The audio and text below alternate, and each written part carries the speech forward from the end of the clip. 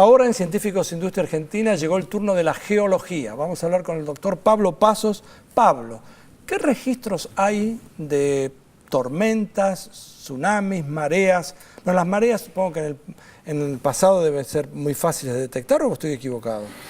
Bueno, en realidad, digamos, los tres fenómenos que estás nombrando se pueden detectar en las rocas sedimentarias, y para ello es necesario conocer una serie de procesos que tienen lugar analizando, por ejemplo, las mareas actuales, las tormentas actuales y los tsunamis actuales. Si vos mirás en una roca el registro de una tormenta, es como que estás sacando una instantánea de algo que ocurrió hace millones de años. Cuando vos decís registro, que queda un registro en una roca, ¿en qué sentido es un registro? Digamos, si yo estudio esa roca, sí, hay una serie de rasgos que yo puedo mirar en esa roca que me indican que fue generada o por una tormenta, o es el registro de un tsunami, o es el registro de acción mareal. Por ejemplo, te voy a poner el ejemplo del tsunami. Vos has visto el tsunami de Japón, entra esa enorme ola, arrasa con todo, y cuando esa ola vuelve, toda esa agua que entró sobre la tierra, vuelve hacia el mar, en la actualidad vuelve con casas, con personas, con árboles, con un montón de... Bueno, imagínate eso en millones de años donde no existían casas,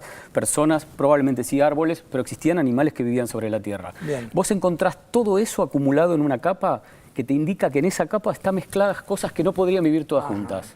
Entonces, cuando yo encuentro eso, y además una serie de rasgos que tiene la roca, digo, pero ¿cómo? Esto no, digamos, está mezclando cosas que están viviendo en el ambiente marino con cosas que están viviendo en el continente, y además con condiciones completamente distintas, aún las que están en cada uno de esos dos ámbitos. Entonces empiezo a estudiar las características que tiene cada uno de esos estratos o esas capas, y puedo llegar a reconocer por su arreglo interno que estoy teniendo el registro de un tsunami, en este caso, que es lo que me está mezclando todo. ¿Tsunami es lo que se llamaba antes maremoto?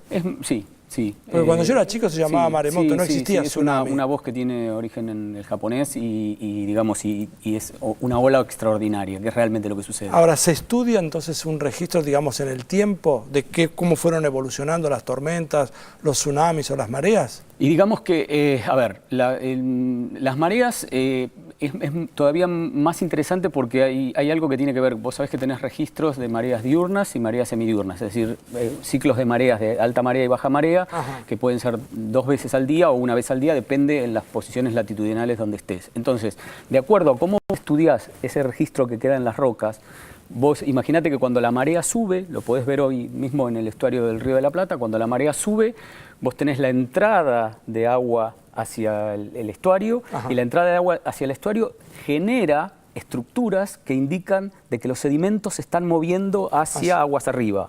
Hay un momento donde la marea no está ni alta ni baja, luego la marea baja, y cuando la marea baja, otra vez toda esa agua que queda contenida sale hacia el mar y genera estructuras que indican esa dirección hacia el otro lado. Si yo puedo reconocer esas paleodirecciones en las rocas, con una dirección hacia un lado y otra dirección hacia el otro, yo puedo reconocer claramente, y son distintas las características de las estructuras, puedo reconocer inclusive, si fuera más importante, el agua que entró que la cantidad de agua que salió. Imagínate que vos tenés un estuario como el que tenemos nosotros, que tiene el Paraná atrás.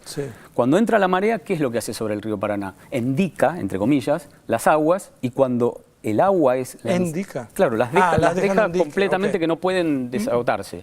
Por eso sube el nivel. Ese registro lo tenés aún en el río Paraná, llegando hasta zonas como Rosario. O sea, no necesariamente quiere decir que lo que entra es agua de mar. Lo que queda es una onda, entre comillas, que hace que aumente el nivel del río por efectos mareales.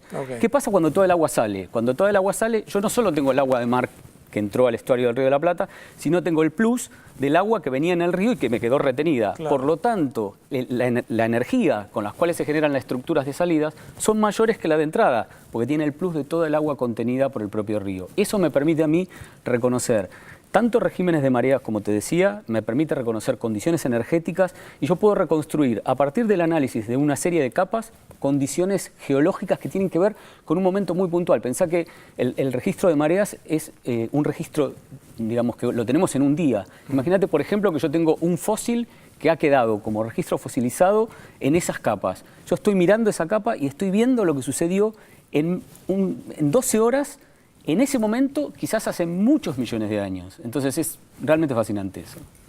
Él es Pablo Pasos, es doctor en geología y es uno de los columnistas que tiene Científicos Industria Argentina. Seguimos así.